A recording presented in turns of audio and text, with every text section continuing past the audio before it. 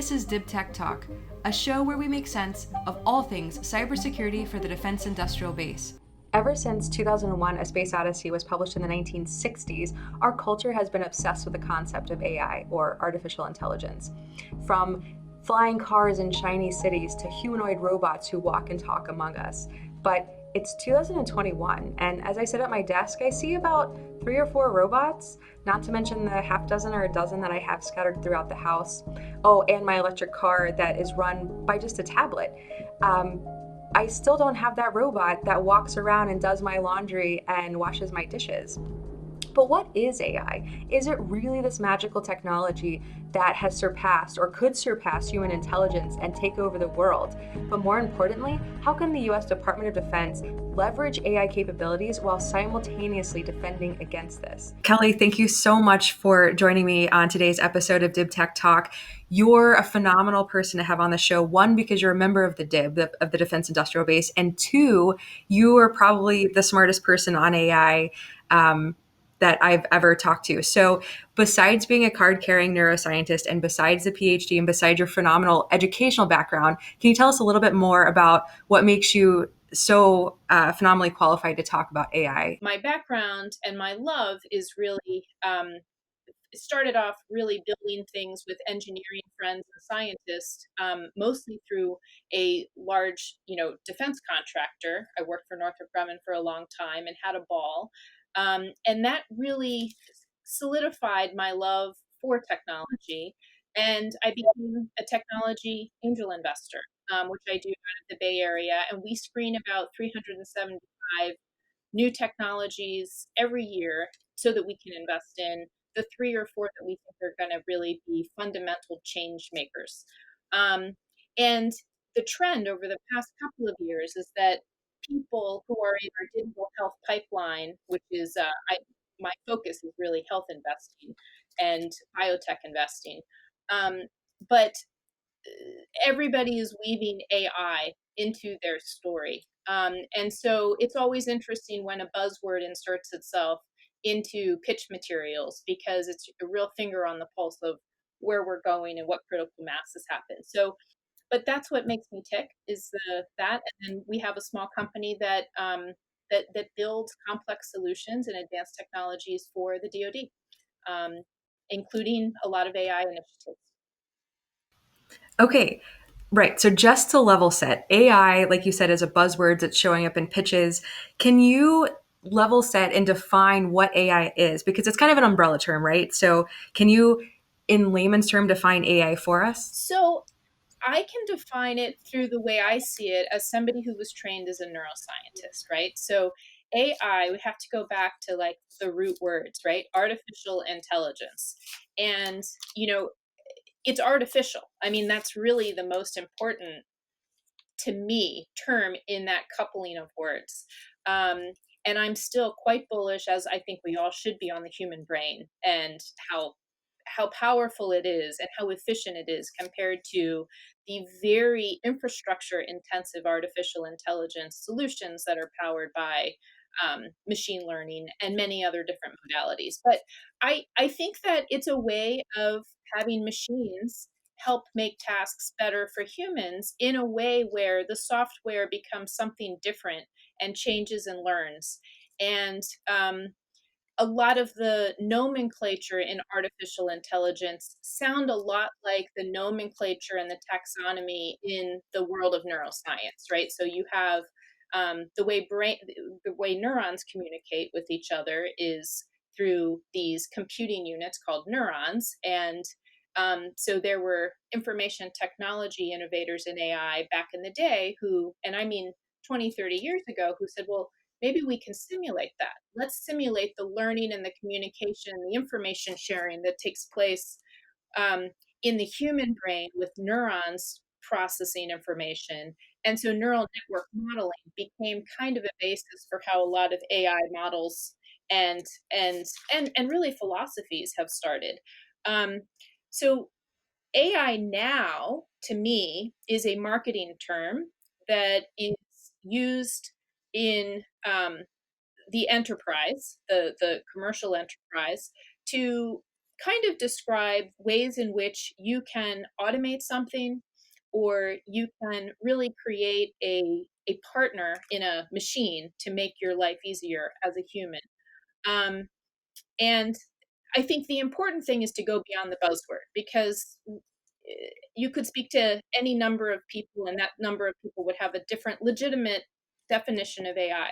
So I think the hard part is being a critical consumer and being able to know, what does machine learning mean?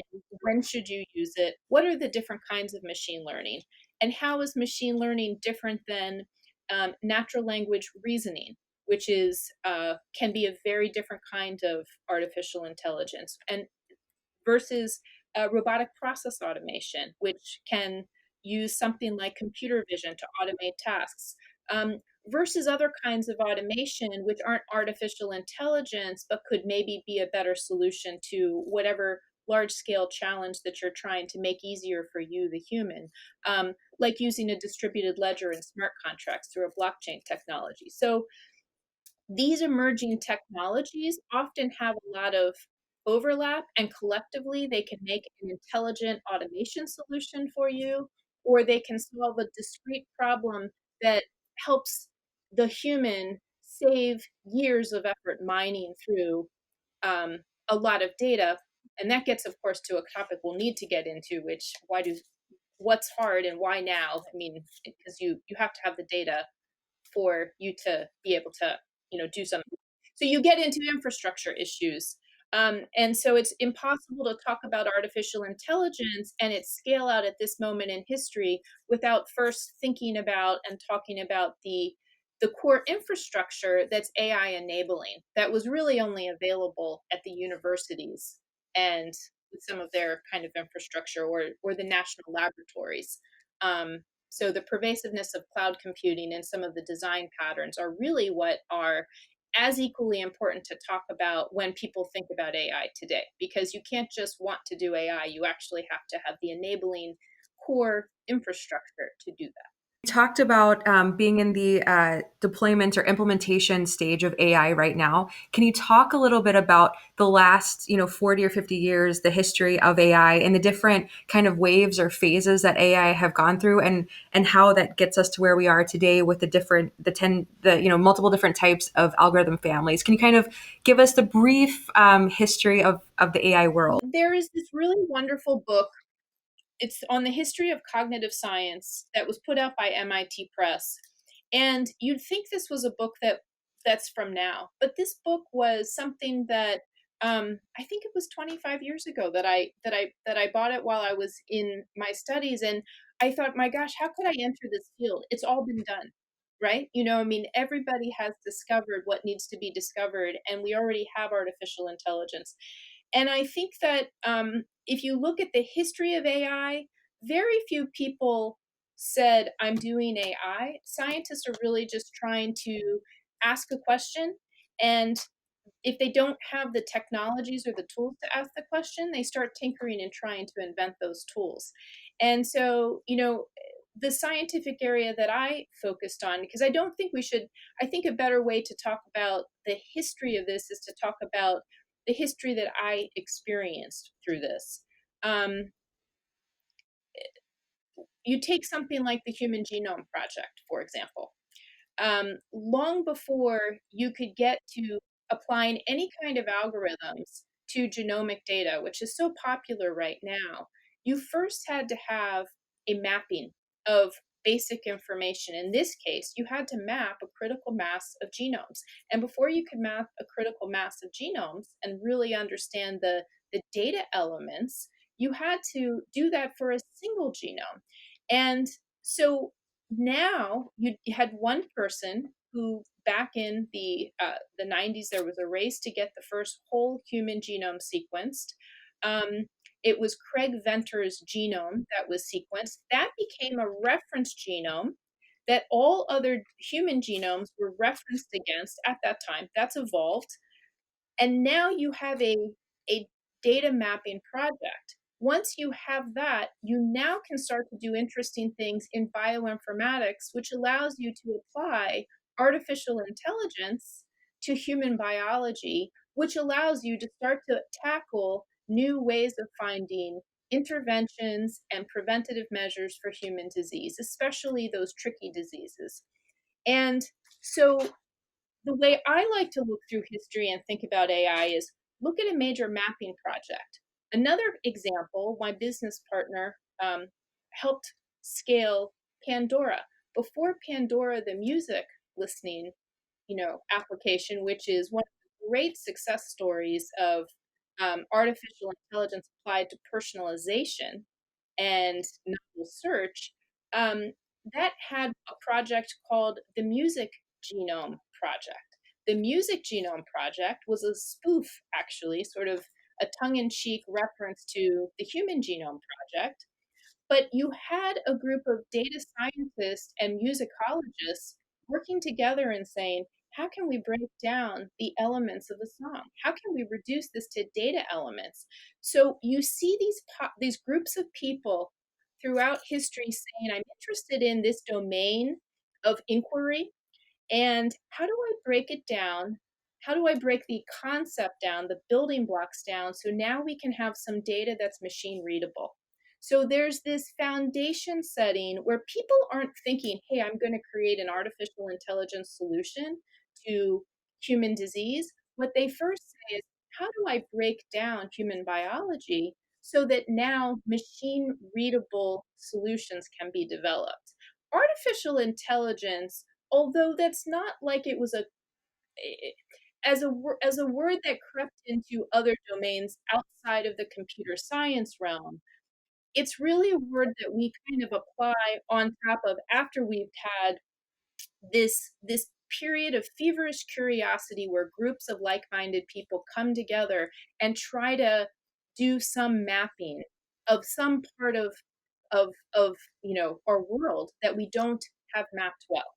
So I think that is a one way to think about the history of what got us to the age of AI implementation. It's also, and I really stress this, it is also one of the major impediments to a successful AI program today. People want to talk about the AI. If they don't already have the data asset and there isn't an open source one that they can leverage, they are often sadly um, surprised to find out that they now need to go invest in obtaining, curating, and creating an accessible data asset. So, Yeah, that's actually was going to be my next question, but you kind of already hit on this topic. So, what I think I hear you saying is that AI is really having a data set and applying algorithms or a set of algorithms to that data set to get some sort of useful information on the back end. So the data sets, and I think the data set, realizing that you need the actual data set to inform your model or inform your algorithms. How can consumers of AI products, how can they think critically? Like, I know I've been bombarded by ads recently on LinkedIn or emails pitching me cool solutions for my compliance issues that are backed by AI or empowered by machine learning. But my question is like, how would I ask that vendor good questions so that I can better understand if I can evaluate their data set, if I think they had the right data set to train their tools, how can realizing that their tools are based on how good their data sets are, what are some tools that I can have as a consumer ask that vendor to make sure that I can sort of vet their product, like kind of walk us through the shortcuts that you use as your angel investment process for vetting so technologies. that's a really great question, and there's really a couple of ways in which I think viewers could use an approach to evaluate.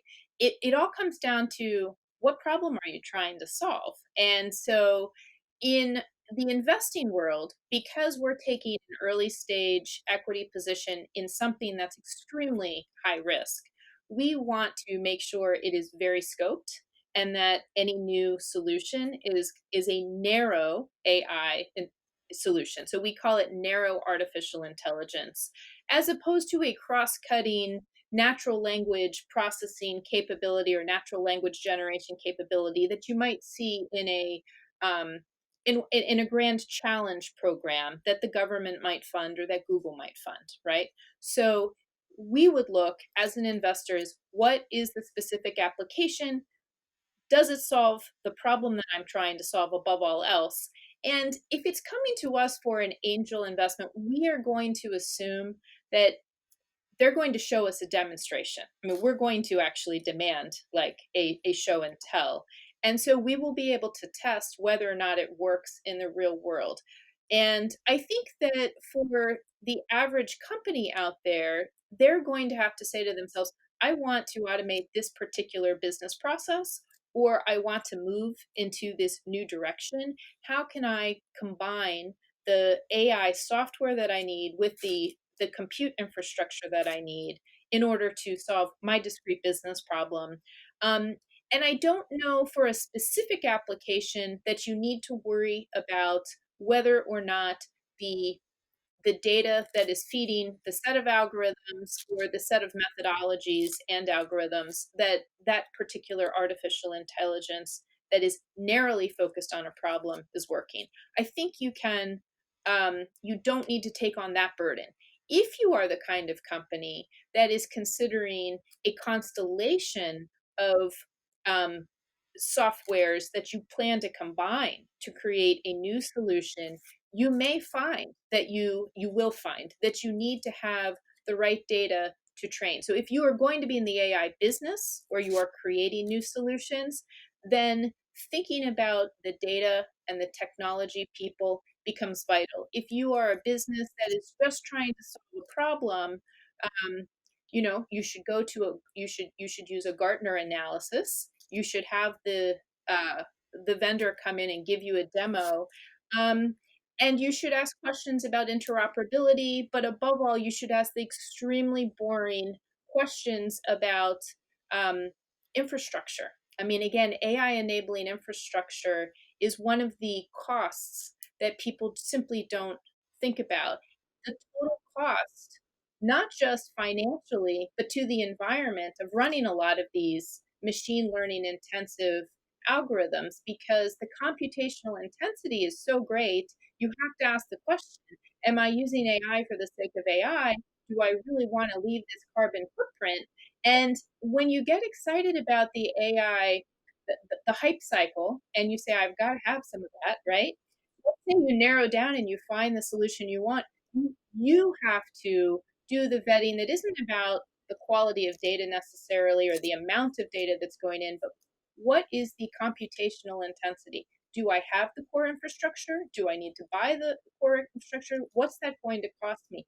The that's a whole separate financial conversation, but that modeling is probably as important for the listeners to think through, um, unless they want to have these very surprise, cloud computing bills every month, right? So um, we do bake-offs, and a lot of the sort of the best vendors that you're going to speak to are going to show you data that you should be able to hopefully trust, that shows when I compare this cloud to your private on-premise compute system, this is. So can you talk about when AI goes wrong? Like you hit on ethics, and that's a really important topic, especially as we get into like autonomous vehicles.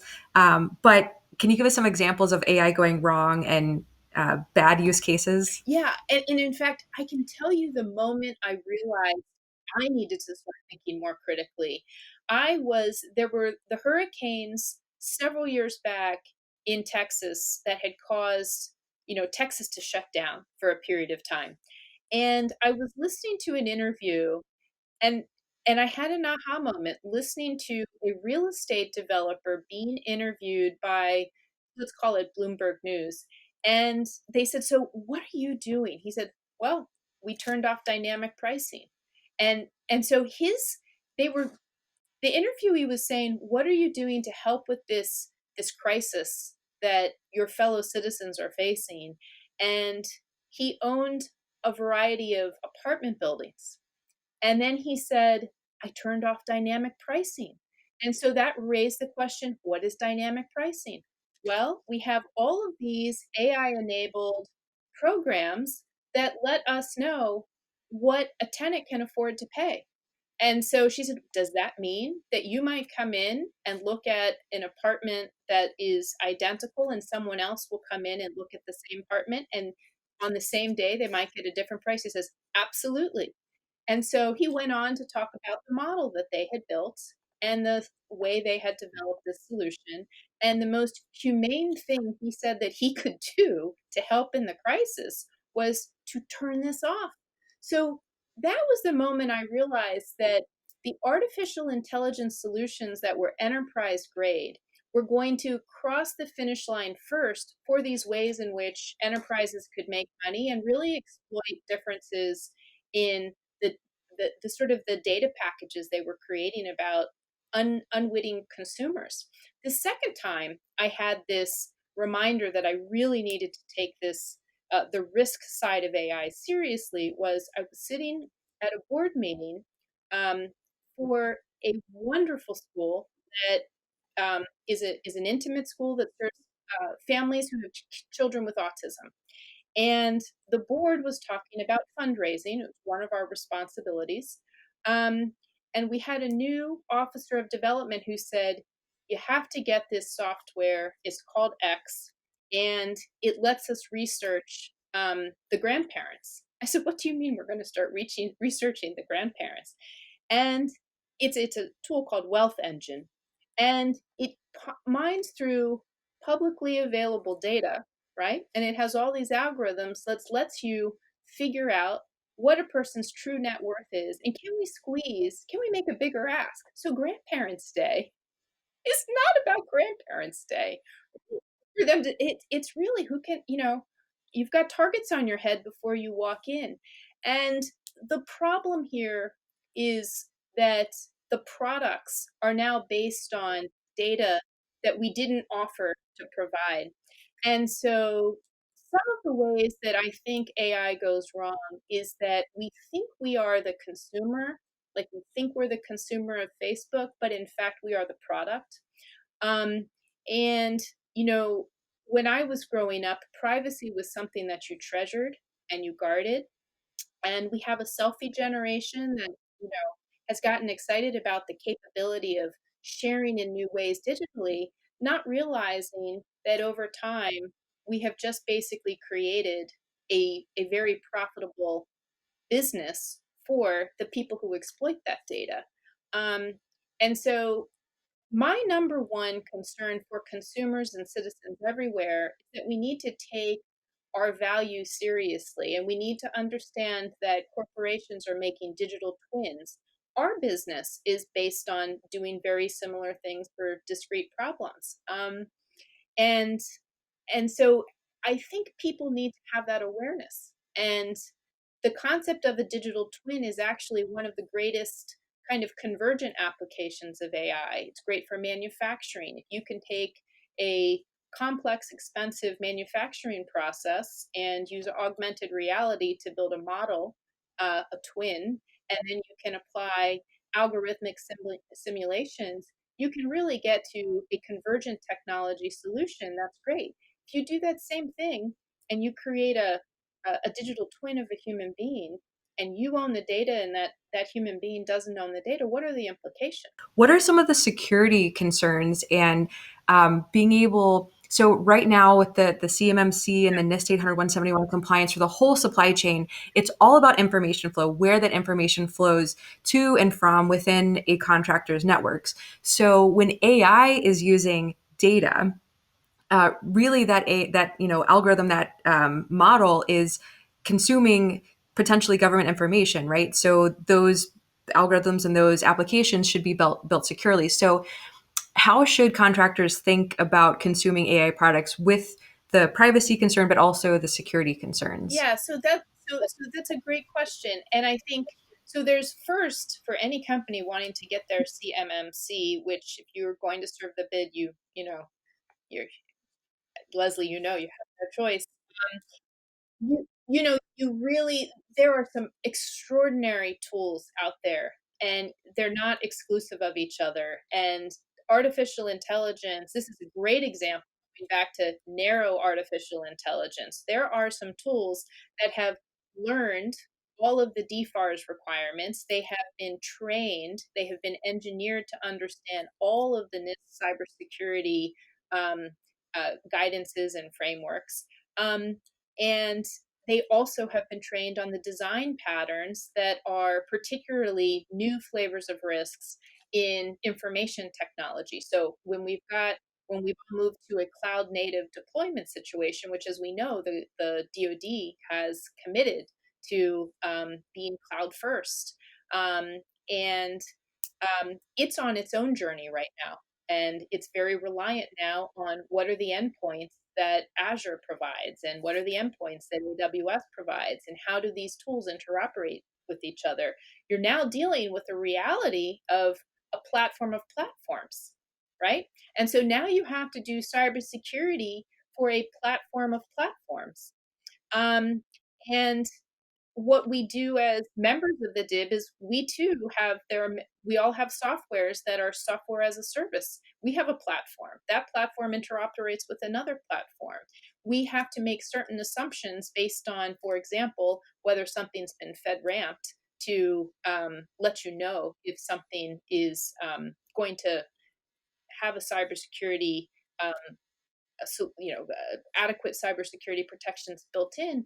But what you can do proactively is you can identify some of these cybersecurity products that have been trained with a narrow AI capability to help you kind of report what it is in a way that saves hundreds and hundreds and hundreds of the security team hours. Um, and one of the projects that we just did a prototype for was we created it's like a 400-page big book of cybersecurity controls, and we worked with a a wonderful artificial intelligence collaborator who doesn't use machine learning. He used natural language reasoning. It's a group out of Austin named Psycor, and the founder is one of the original eminent AI scholars. Helped put AI on the map. A great man named Doug Lynott, and we knew that he had Psycor, which can reason across trillions of data points that they have connected in a unique way. And reasoning is really a big idea, right? I mean, reasoning means that you can actually say, this is what I think the risk is, and you can get a report saying, here's why. Here's my primary reason. Here's the justification for this. This is something that we still rely on human beings to do. This is something that, for example, with all of the merits of IBM Watson, it doesn't reason for you. Natural language processing doesn't reason for you. It just converges on information that you might have a hard time. Natural language reasoning is really holy grail material. And so we thought if we can combine the 30, 40 years of investment that has been put into Psycor, we can then we can use the ontological engineering methodology that they use, and we can train Psych to think about cybersecurity risk in the specific operational context of the DoD. And so we taught it the STIG requirements, we taught it, the container risks, we taught it all of the design patterns of clouds. Then we taught it the specific cybersecurity risks. And right now we're testing it to see if it's going to actually save security teams, not just time identifying risk, but writing all the reports that are necessary and the justification. So whereas a single person can run a query by themselves and you can manually enter it, you can set up the queries, and you should have an artificial intelligence buddy in the background running hundreds of these things and never getting tired. That's one way that artificial intelligence can narrowly help us all be more secure. What is your one takeaway that you want consumers of AI products to know or to remember or to like keep in their mind when they're talking about or evaluating AI? Or what's one other thing that we haven't talked about regarding AI that you just want everybody to know that you think is really important? Yeah, so I think that people listening should put AI thoughts into two buckets. One is, how is this going to help my business perform better? And how am I going to integrate AI so that I can be competitive? I mean, I think in the same way that, people like to say software is eating the world. Well, this is just an extension of that. And you may think you're in business X, but you really do have to be in AI too, right? Like AI is just an enabler. And even if you don't perceive that you're using AI, if for example you're using Salesforce or you're using ServiceNow, those are powered by AI, right? So I think that the AI hype will fade, but the AI reality and the way in which it serves us, it's there. So it behooves every business owner or every business contributor to understand that. Don't be afraid of it. A lot of the AI that's hard now is being commoditized. And so, if, for example, you are interested in robotic process automation, which some of these things used to be considered AI, and now they're really becoming commodity plays. There are really wonderful dashboards that come with a lot of these programs, and you can automate workflows and integrate algorithms, and you can do it in a drag and drop, low code or no code way. Look for things like that if you don't want to invest in the coding and the data science. Again, it all comes down to the problem you want to solve. It's not hard to upskill. The great thing about, if you feel intimidated, just remember that the greatest thinkers in AI all believe in the open source movement. They've all created courses. They're excellent courses. They're better courses than you can get it in Ivy League school, and they're free in many cases. The leading AI manufacturers of the infrastructure, um, the chip makers, for example, they have they have really created content that's extraordinary. If you want to learn natural language processing or you want to learn how to do certain kinds of algorithms, it's at your fingertips. So if you feel you need to upskill your employees, if you're the business owner, if you are an employee and you want to upskill, it's a few mouse clicks away on your own personal laptop, and you can do it on demand, and you can get these skill sets. So don't be intimidated about AI.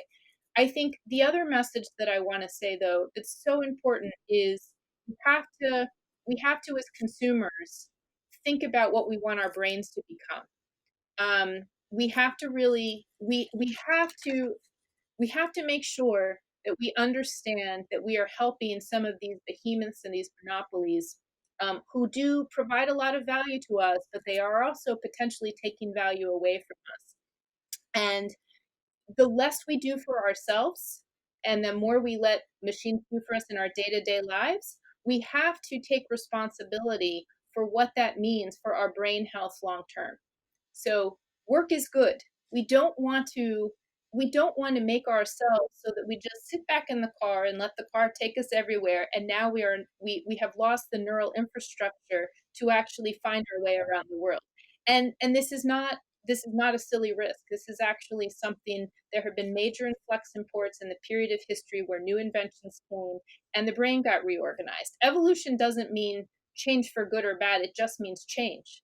And so we are changing ourselves right now by being reliant on these artificial intelligence solutions and agents that make our lives easier. We have to take responsibility for what that means to our brain health long term. Um, I'm so guilty of that. So I will. You've given me so much to think about. I'm going to reassess because I believe in like home automation. I love like my lights. I connect to my Google, and I'm buying a Tesla, and right. like I want that. But to your point, like my brain might turn to mush. Like I don't want to. Uh, yeah, Well, that's such a good I point. mean, the interesting thing is machine learning, which is based on neural network modeling, really doesn't behave the way actual neurons in the human brain do. I mean, it does at a very high superficial level. Um, but the more machine learning you do, the more energy you need, the more data you need. The brain, the neurons in the brain are actually the opposite. They learn, they branch, they start to form more connections, and the more they learn, the less energy they need. There's no, it's there's an efficiency there. And so if you are doing something that is adaptive in a good way, that brain circuitry is strengthening. If you stop using that brain circuitry, it's actually contracting. And if you do it again, it's connecting, and there's a branching that takes place. If we stop doing that, this the we're going to have premature aging potentially, right? So we're working the parts of our brain that are addicting us to keep looking at the phone. Those pathways are very strong right now for all of us. Oh, we look. It's understanding the neural basis of addiction is a really important part of thinking about what kind of AI in my everyday handheld life am I going to buy into? Um, and then what are we not doing that we used to do? And what are the implications at the infrastructure in your brain? So I'll end on the one anecdote that isn't an anecdote. It was a foundational story in every neuroscience textbook. It probably still is, though it's been a long time. It was the story about London cab drivers. So London cab drivers have to go through a very rigorous licensing process because the streets are not in a nice, tidy grid, and the direction you have to go changes throughout the time of day. And a neuroscientist in London said, I'm going to do an experiment on place processing. There are parts of the brain that the neuroanatomy is optimized for responding to, helping you find your way in the world physically. Um, and so uh, they showed in a structural MRI, not a functional MRI, structural MRI, that the part of the brain that helps with place finding was physically larger in London cab drivers. Okay, so this it was the anterior part of the hippocampus, and this is incredible because it shows you that activity actually has a physical analog. The brain was thickening, it was actually strengthening, it got bigger. So now you take away place finding. What is the opposite of that? If we all stop reading maps because Google is telling us where to go, it's not just that we may not be able, it's that we are actually not developing that part of the brain. And maybe that's okay. We're going to develop maybe some other part of our brain. But this is an important thing for us as consumers to think about as we embrace what AI can do for us to make our lives better, but to make sure, and government can't help. I mean, regulations are going to come, but they're catching up. We have, so sorry. That's totally applicable to our professional life, our personal life, and in our business life, right? Like what our businesses use as AI. So thank you so much for your time. This was so interesting. I want to do like a whole other episode on the impacts of AI on our brain and like exactly what you just hit on. So thank you so much, Kelly. This was awesome.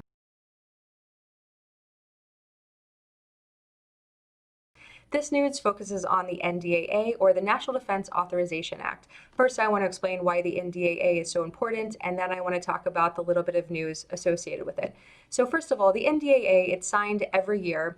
It's the DoD's budget, so it's very important that whatever goes in the NDAA, it has to be in there or else it doesn't get funded later by the appropriations bill. So it's two different bills, the budget, which is essentially the request for money, and then later followed by the money. But if it's not in the NDAA, then it's probably not going to get funded.